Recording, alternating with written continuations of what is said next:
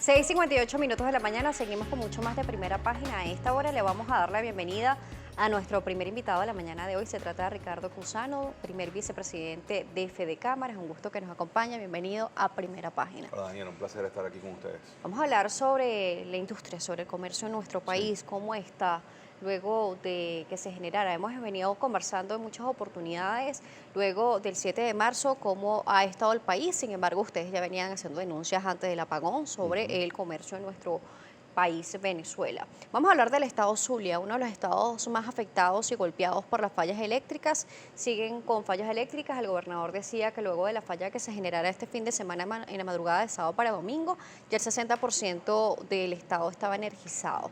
Sin embargo, cifras se han arrojado como el desempleo en la entidad. ¿Cómo está el Zulia en este momento? Sí, a ver, el estado Zulia en este momento es el estado que posiblemente se encuentra en la precariedad más grande por el problema de los apagones, ¿no? Y ya esto no es por el fin de semana, ya tenemos más de un mes y medio en esta situación donde no se logra restablecer, pero sobre todo no se logra darle certidumbre a la población en general y en nuestro caso a quienes representamos el sector productivo.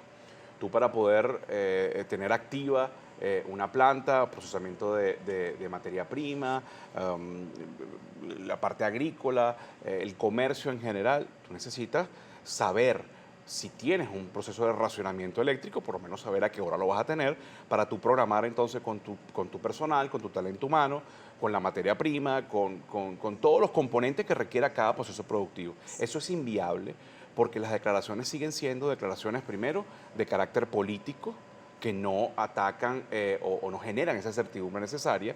Y segundo, después, bueno, no terminan de responsabilizar y sobre todo presentar soluciones a corto, mediano y largo plazo.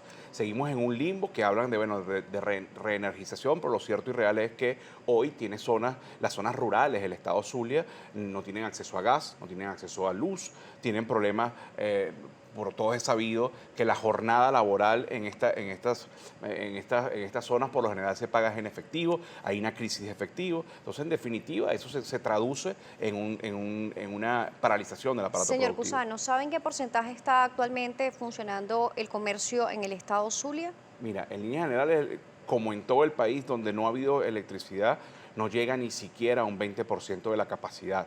Pero además tienes otro problema, no es solo que es que tengas muchas Santa Marías abajo, es que las que están arriba tienen problemas para cobrar porque no tienen la electricidad, no hay una buena conectividad, no tienes fluidez de efectivo, y después tienes el otro problema, que es un problema que no se circunscribe al estado Zulia, sino a nivel nacional, que es el poder adquisitivo.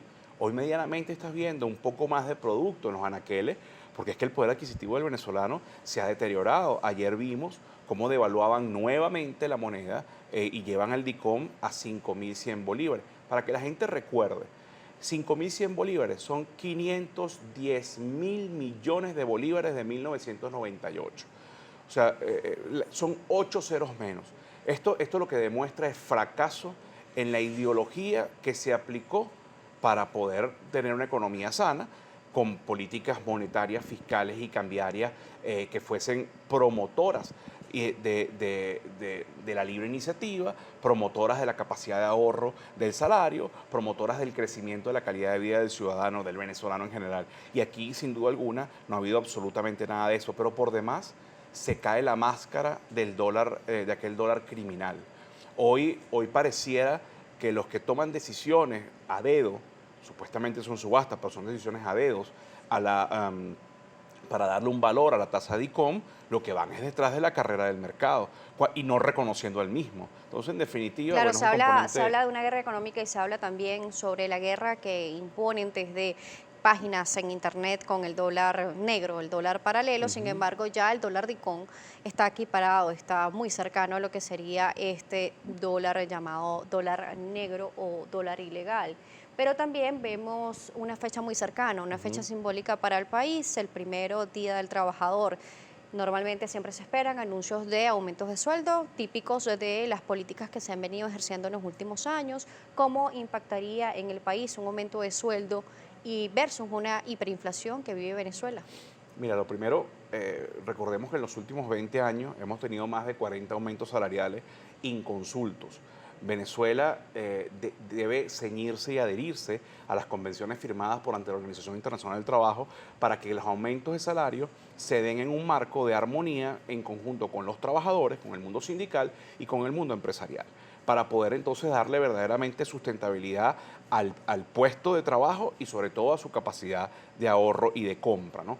Esto no ocurre y por eso hoy el gobierno venezolano está sancionado y está siendo investigado en un proceso ya en su última etapa ante la Organización Internacional del Trabajo, pero además no esperamos nada nuevo.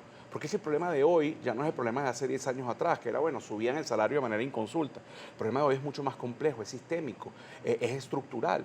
Subir el salario requiere obligatoriamente de medidas que respalden ese salario, pero no son medidas que pasan por más controles de precios, más controles de cambio, más ataque a la empresa privada, más generar desconfianza en el mundo de la inversión y sobre todo no construir la estabilidad política que el país, política y democrática, institucional, constitucional que el país requiere. Hablaba hace unos minutos de la pérdida del poder adquisitivo. Sí. Hablábamos del dólar Bitcoin, ya 5.000 bolívares, que llegaba al día de ayer. Tenemos un sueldo mínimo aún sin el nuevo aumento de 18.000 bolívares, 3.4 aproximadamente el salario mínimo en este momento en comparación. ¿Cuánto debería ser el salario mínimo del venezolano en este momento para poder mejorar de una forma u otra, poder tener este poder adquisitivo? Porque no solamente es comprar la comida, es pagar el alquiler, es pagar el colegio de sus hijos o inclusive surtir otras necesidades familiares como la salud. Mira, determinar el valor del salario mínimo pasa por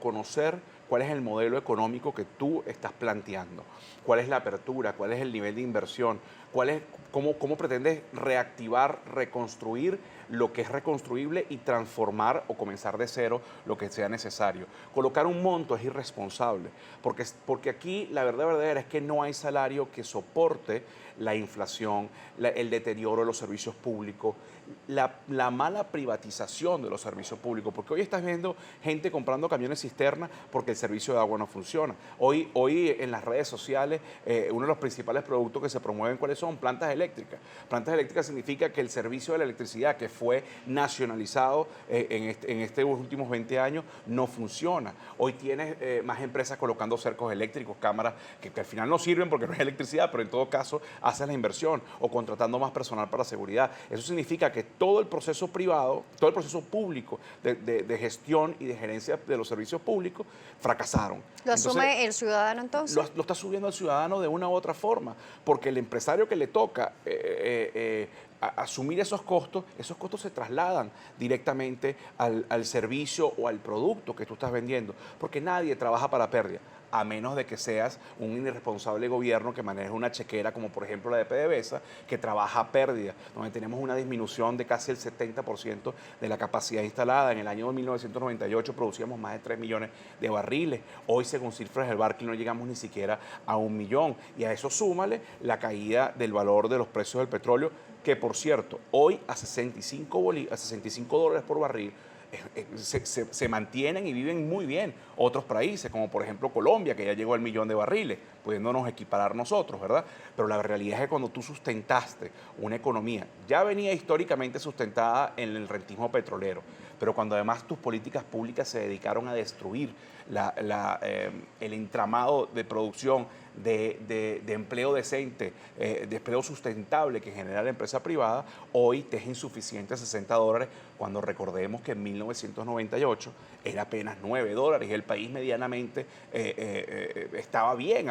Aquí no se suspendían las clases, aquí el proceso educativo, el proceso de crecimiento que tú viviste, Daniela. Tú eres una chama y tú viviste una posibilidad de que tus padres con su salario organizaran una vacación, te compraran el estreno o los útiles nuevos. Eso hoy se perdió, pero se perdió no por fantasías de guerras económicas, ni se perdió por sanciones que sin duda afectan la realidad diaria. Y sobre las sanciones vamos a hablar en la próxima parte, si realmente son las responsables de la situación económica de nuestro país y las situaciones que atravesamos. Vamos a la pausa, son las 7 minutos de la mañana, estamos conversando con Ricardo Cusano, primer vicepresidente de FD Cámaras. Recuerde que las preguntas o comentarios, primera página, etiqueta primera página.